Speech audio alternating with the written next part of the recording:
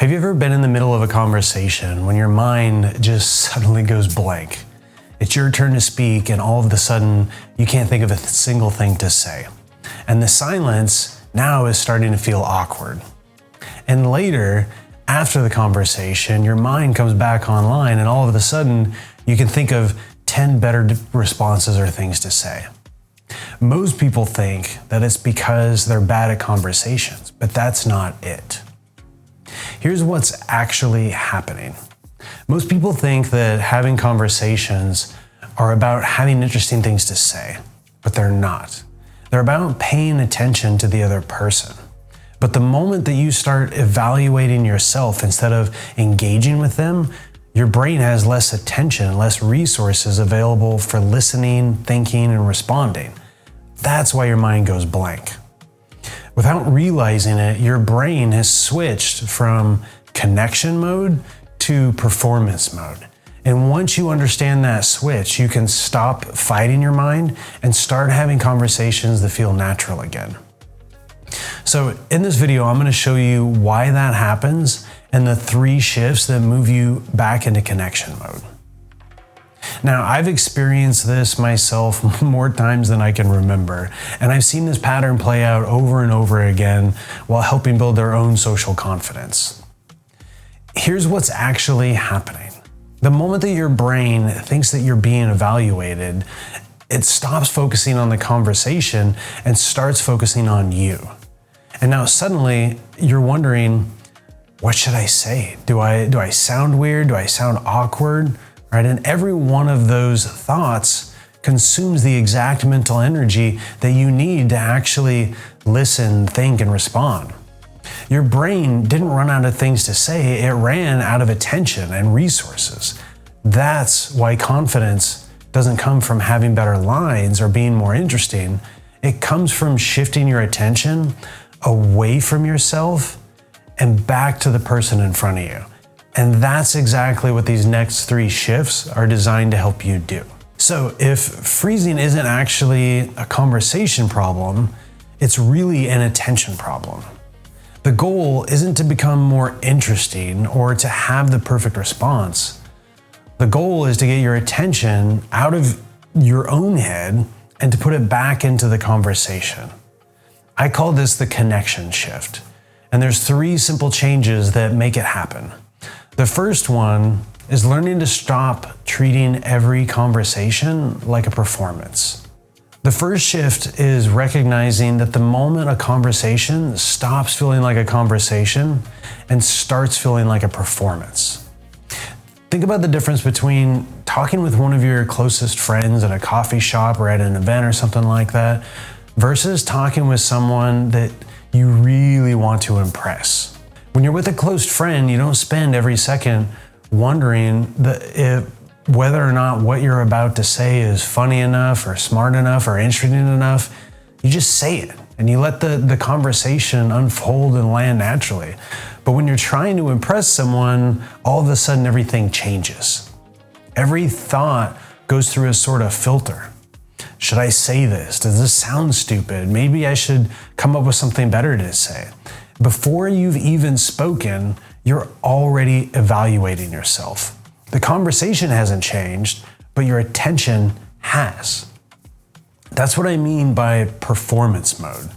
The moment that your goal shifts from connecting with a person to performing for them, your attention turns inward. And that's when conversations start to feel difficult. So the first shift is to stop asking yourself, what should I say? And start asking, what am I genuinely curious about? What is it that they just said that has me thinking, that has me asking questions? Because curiosity pulls your attention back to the person in front of you. And when your attention moves outward, your brain has space and capacity to listen, think, and respond naturally again.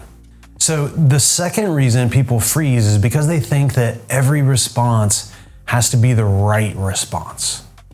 Now, imagine that someone asks you a simple question and your first response pops into your head immediately, right? But instead of saying it, You start editing it. You start running it through that filter. Maybe that's not interesting enough. What if that sounds weird? I should come up with something better. And a few seconds go by. And then someone else starts talking. And the opportunity that you had to respond is now gone. So it wasn't that you didn't have anything to say, you just didn't trust your first response enough to let it out. So the second shift is to let go of the idea that there's a perfect response, that there's a perfect thing to say. Most conversations don't move forward because someone said something brilliant or amazing. They move forward because both people keep contributing. Your goal isn't to come up with the best thing to say, it's to say the next honest thing that comes to mind. More often than not, your first response is enough. When you stop filtering every thought and trust yourself to contribute naturally, conversations become faster, easier, and far more authentic.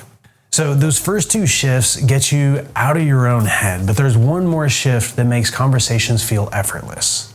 The biggest difference between people who struggle in conversations and people who seem naturally charismatic isn't that they have better stories, it's that they have a different job in the conversation. Now imagine that someone tells you that they just got back from a trip to Italy. Amazing, right? And people usually immediately start thinking about themselves. Oh, that's right, like I went to Italy once, I should tell them about my vacation. What's the best thing I can say here? But someone who's great at conversations does something different. They get curious. They wonder what surprised them the most. They listen to the answer, ask another question, or share something that builds on what they heard. Their goal isn't to steer the conversation back to themselves, it's to keep the conversation moving forward. So the third shift is to stop thinking of your job as saying something impressive and start thinking of your job as helping the conversation grow. Every time the other person shares something, you have an opportunity to move the conversation forward by asking a follow-up question or reflecting back what it is that you heard or sharing a related experience or exploring something that you're genuinely interested in. When your focus shifts from trying to impress the other person to helping the conversation continue, the pressure disappears. You stop worrying about what you're saying and your attention goes back to exactly where it belongs, on the conversation. So if you take just one thing away from this video today, let it be this, that your brain doesn't freeze because you don't know what to say. It freezes because your attention shifts away from the conversation and onto yourself. But the good news is that attention can be redirected. So stop treating conversations like a performance and stop searching for the perfect response. And instead, focus on helping the conversation grow.